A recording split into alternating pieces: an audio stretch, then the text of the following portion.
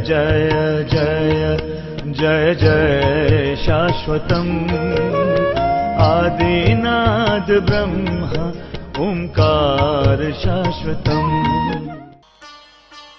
कि एक झूठ जिंदगी बर्बाद कर देता है, और आजकल तो झूठ का साम्राज्य है। ऐसा लगता है झूठ के बिना जिएंगे कैसे। दिन भर में कुछ बातें अनिवार्य झूठ होती है कि बोलना जरूरी है, और कुछ अभ्यास झूठ होते हैं कि प्रैक्टिस में है।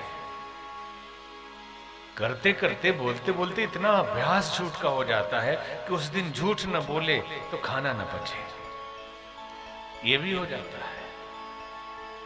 आप कल्पना करिए कि शिव जी का परिवार जहां प्रेम से रहते थे, और इतना सामंजस्य वाला परिवार जिसमें सब अलग अलग मति के हैं।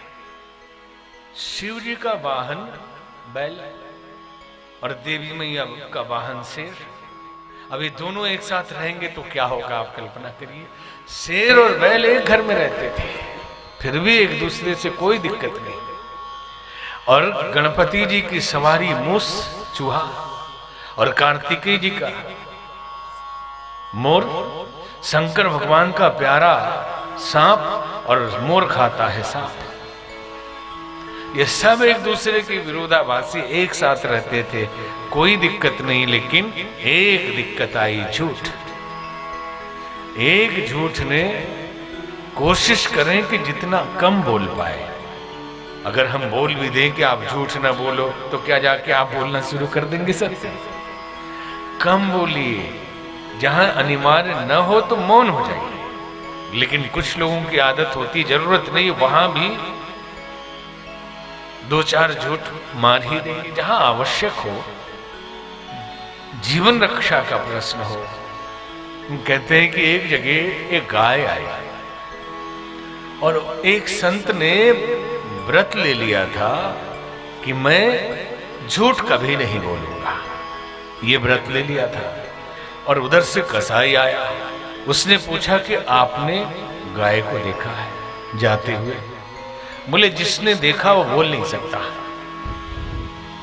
और जो बोल रहा उसने देखा ही नहीं। ये झूठ बोल रहे, ये सच बोल रहा है कि जिसने देखा वो बोल नहीं सकता। किसने देखा? तो आप खोजो। और जो बोल रहा उसने देखा ही नहीं। आंखों ने देखा है, वो बोल नहीं सकता, और जो बोल रहा उसने देखा ही नहीं, तो झूठ नहीं बोला। यहां साफ कहने का तात्पर्य है कि कोशिश करें कि कम बोले, तो झूठ भी कम हो जाएगा।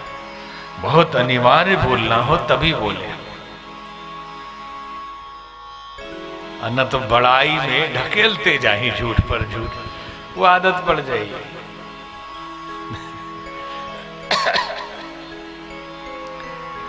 अब कई बार लोग झूठ में भांजते बहुत हैं। अब भांजने में भी इतने झूठ निकल जाते हैं कि कई राजा लोग पहले रफ्फू करने वाले रखते थे कि राजा साहब तो झूठ ही बोलेंगे, बड़ाई करेंगे, कुछ भी बोलेंगे, तो थोड़ा कंट्रोल करना, बीच बीच में खखार देना, तो राजा साहब थोड़ा सा समेट लेंगे उसको। तो एक जगह राजा साहब, भीड़ जनता प्रजा इकट्ठा हुई, और राजा साहब ने कहा कि मैं शिकार करके आ रहा हूं, एक शेर को मैंने मार दिया। तो रफ्फू करने वाला दूर था, अब वो खखार ही नहीं पाया, अब शेर मार चुके थे। तो नजदीक वो आया, तो राजा साहब ने कहा कि मैंने शेर को मारा, तो शेर 500 मीटर का था। शेर पूरा 500 मीटर का था पक्का। तो उसने ऐसे किया, बोले अच्छा अच्छा, थोड़ा नजदीक गए तो 300 मीटर का था। तो फिर उसने खखारा, तो बोले नहीं, थोड़ी सी अभी दूरी बाकी थी, थोड़े करीब गए तो 200 मीटर का तो था ही। फिर खखारा उसने, तो बोले जब मैं गया नजदीक और नापा उसको तो 250 मीटर का था।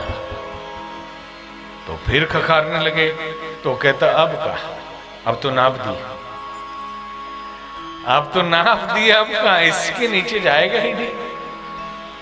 तो कुछ झूठ को भी समेट के बोली, क्यों नापने के बाद भी छूट जाएगा।